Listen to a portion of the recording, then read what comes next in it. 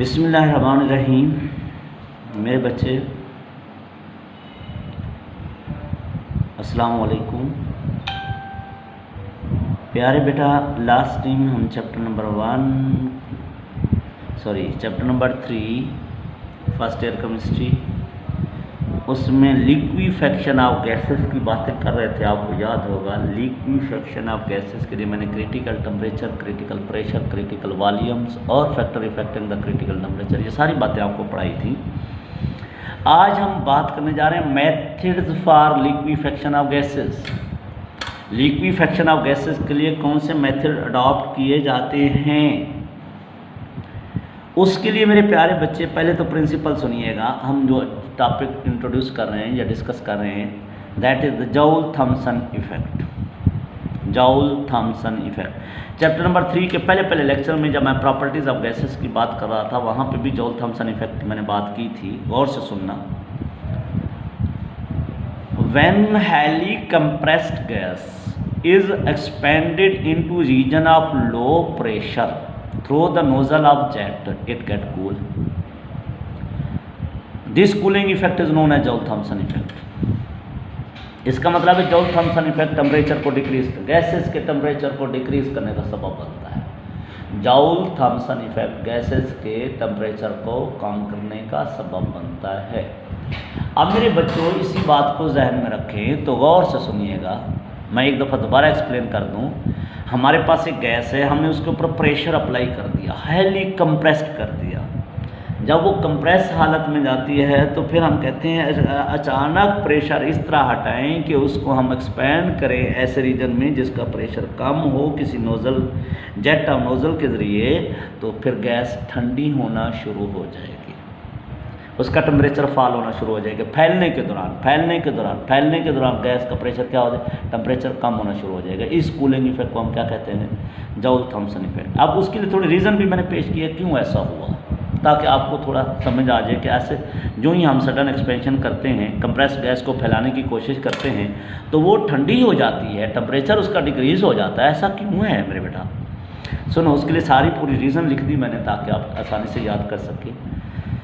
Molecule of gases जब बेटा क्या है, are very close to each other in the compressed state. जब हम प्रेशर अप्लाई कर देते हैं तो मालिक्यूल एक दूसरे के करीब आ जाते हैं। जब करीब आ जाते हैं तो attractive force become significant among the molecule of gas. Gas molecule के दरमियान अट्रैक्टिव फोर्सेस वाज़ेह हो जाती हैं, सिग्निफिकेंट हो जाती हैं, प्रोमिनेंट हो जाती हैं। अब जब गैस कंप्रेस हालत में है तो उनके मालिक्यूल इतने करीब हैं कि उनके दरमियान क्या क्रिएट हो चुकी हैं, attractive forces. When gas is expanded suddenly through the nozzle of jet, आगे मैं इसका एक्सपेरिमेंट करके दिखाता हूँ। जब हम उस गैस को अचानक फैलाएंगे through the nozzle of through the jet of nozzle, through jet of nozzle, molecule move apart. जो ही बेटा गैस मालिक्यूल उस जेट से ओपन होंगे तो मालिक्यूल फैलने की कोशिश करेंगे। और जब फैलने की कोशिश करेंगे, मेरी बात फिर सुनना, जब मालिक्यूल एक दूसरे के करीब आए पड़े हैं, ये मालिक्यूल इस तरह, ये मालिक्यूल जितने करीब आ गए उनके दरमियान क्या क्रिएट हो चुकी है, अट्रैक्टिव फोर्स क्रिएट हो चुकी है। जब ये अट्रैक्टिव फोर्स हो चुकी है, अब हमने इनको फैलाने की कोशिश की। जो ही हमने जेट से ओपन किया है तो ये मालिक्यूल एक दूसरे से दूर जाने की कोशिश करेंगे। दूर कब जाएंगे, जब ये अट्रैक्टिव फोर्स ख़त्म होगी। क्लियर? तो अट्रैक्टिव फोर्स ख़त्म करेंगे कैसे होगी बेटा, इसको ख़त्म करने के लिए एनर्जी की ज़रूरत होगी। अब एनर्जी कहाँ से लाएंगे, वो मालिक्यूल अपनी ही किनेटिक एनर्जी यूज़ कर देते हैं ताकि इस फोर्स को ख़त्म करें। तो जो सुनिएगा, when gas is expanded suddenly through the jet of nozzle, molecule move apart. Molecule एक दूसरे से दूर जाने की कोशिश करेंगे। In this energy is needed to overcome the attractive force. Force of attraction को ख़त्म करने के लिए किसकी ज़रूरत है, एनर्जी की ज़रूरत है। So kinetic energy is taken from gas molecule itself. Kinetic energy molecule अपनी ही किनेटिक एनर्जी यूज़ कर देते हैं ताकि क्या कर सकें, कॉज टू डिक्रीज द जो ही बेटा, ताकि अट्रैक्टिव फोर्स को ख़त्म कर सकें। तो जो ही अपनी किनेटिक एनर्जी यूज़ कर देंगे तो इसका मतलब है उनका टेम्परेचर फॉल हो जाएगा, एनर्जी कम हो जाएगी। इस तरह मालिक्यूल क्या हो जाएंगे, ठंडे हो जाते हैं। एक दफ़ा दोबारा सुनिएगा। मालिक्यूल कंप्रेस स्टेट में थे तो उनके दरमियान अट्रैक्टिव फोर्सेस क्रिएट हो गई। जब हमने मालिक्यूल को फैलाने की कोशिश की तो मालिक्यूल ने एक दूसरे से दूर जाने के लिए अट्रैक्टिव फोर्सेस को ओवरकम करने की कोशिश की। अट्रैक्टिव फोर्सेस को ओवरकम करने के लिए उन्होंने अपनी ही एनर्जी का इस्तेमाल किया।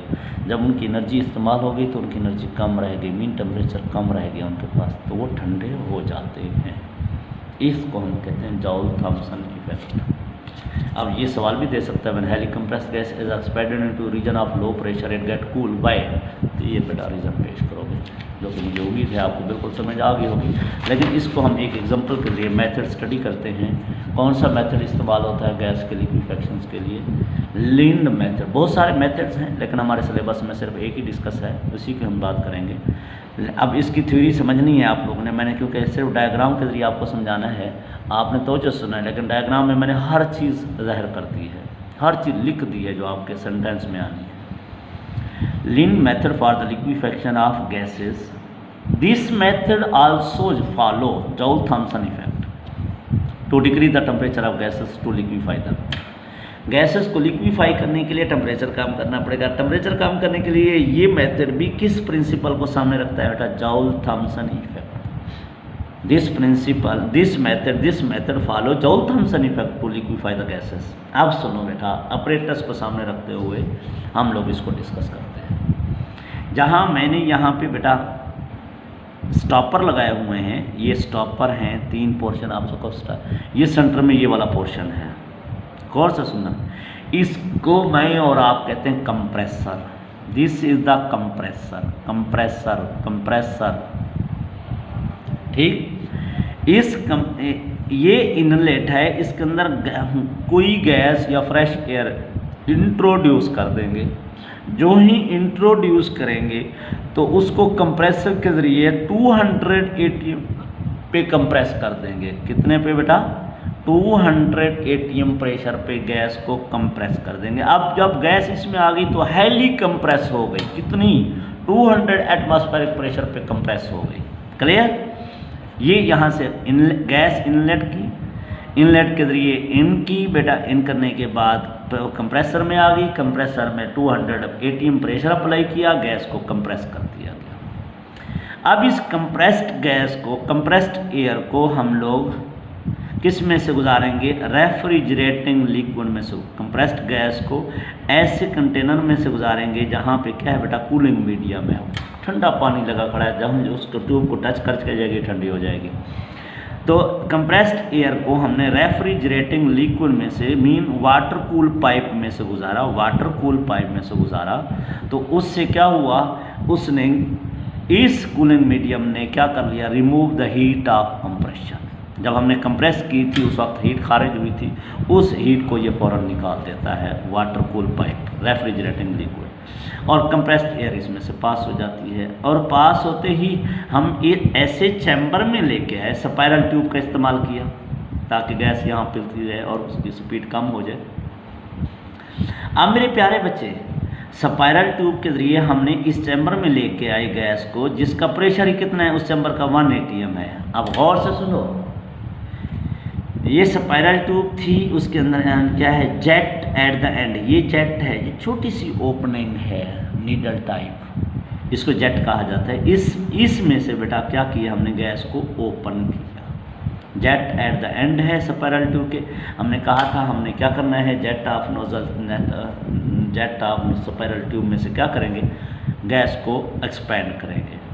तो 208 एटमॉस्फेरिक प्रेशर से कितने पे ले आए? 1 ATM पे ले आए। तो अब मुझे बताओ, हाईली कंप्रेस्ड गैस को अब क्या है? 1 ATM पे ले आने का मतलब है फैला दिया गया।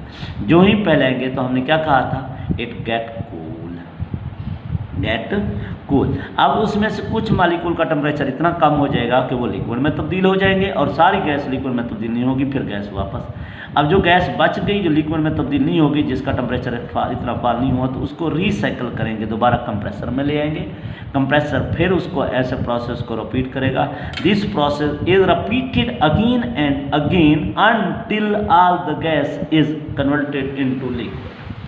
ये प्रोसेस उस वक्त तक रिपीट करते रहेंगे जब तक सारी की सारी गैस किस में तब्दील नहीं होती? लिक्विफाई में। जो गैस लिक्विड में तब्दील होती जाएगी वो लिक्विफाई, बाकी गैस ऊपर आएगी बेटा, उसको फिर रिसाइकल कर दिया जाएगा।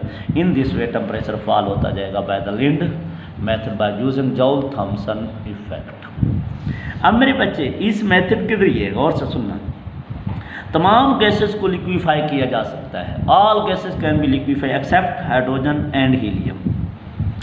इस मेथड के जरिए तमाम गैसेस को लिक्विफाई कर सकते हैं सिवाय हाइड्रोजन और हीलियम के। क्यों बेटा हाइड्रोजन और हीलियम क्यों नहीं लिक्विफाई हो सकती? हाइड्रोजन और हीलियम का साइज़ बहुत स्मॉल है, और जिनका साइज़ स्मॉल होता है उनमें अट्रैक्टिव फोर्स वेरी वीक होती हैं। अट्रैक्टिव फोर्स जब वीक अप होंगी तो बेटा उनका क्रिटिकल टेम्परेचर इतना लो हो जाता है कि इस मेथड से अटेन ही नहीं हो सकता। तो हम इस मेथड से इन गैसेस को हम लिक्विफाई नहीं कर सकते, क्योंकि उनमें अट्रैक्टिव फोर्स डेवलप करना बहुत ही मुश्किल है। तो ये था मेरे प्यारे बच्चे इसके बारे में लिक्विफेक्शन ऑफ गैसेस। मुझे उम्मीद है आपको बिल्कुल समझ आ गई होगी। अल्लाह हाफ़िज़।